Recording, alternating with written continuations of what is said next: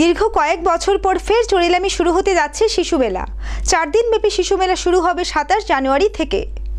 27 জানুয়ারি থেকে 30 জানুয়ারি পর্যন্ত 4 দিন ব্যাপী শুরু হতে যাচ্ছে শিশু মেলা চরিলাম পণ্ডিত দীনদয়াল উপাধ্যায় মিনি স্টেডিয়ামে।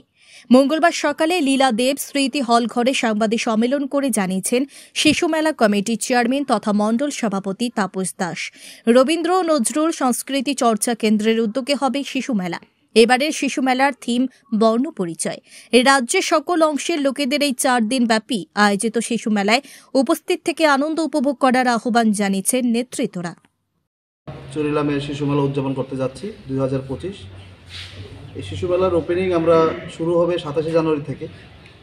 27 জানুয়ারি থেকে 30 জানুয়ারি 4 দিন ব্যাপী এই চরিলাম স্কুল মাঠ, বাজার সংলগ্ন স্কুল মাঠ, এই মাঠে আমরা উদযাপন করতে যাচ্ছি। 4 দিন ব্যাপী চলবে আমাদের এই শিশু উৎসব। 27 তারিখ থেকে ওপেনিং। প্রথমবার যখন আমরা করেছিলাম তখন আমাদের থিম ছিল মাটির পুতুল, হারিয়ে যাওয়া শৈশব নিয়ে মাটির পুতুল নিয়ে আমরা থিমটা করেছিলাম। এই বছরের থিম হবে বর্ণ পরিচয়। বর্ণ পরিচয় আমাদের এই বছরের থিম। আমরা টোটাল 14টা ইয়েতে আমরা কন্টেস্টার রাখছি। যেমন খুশি তেমন সাজো, ছড়া, আবৃত্তি,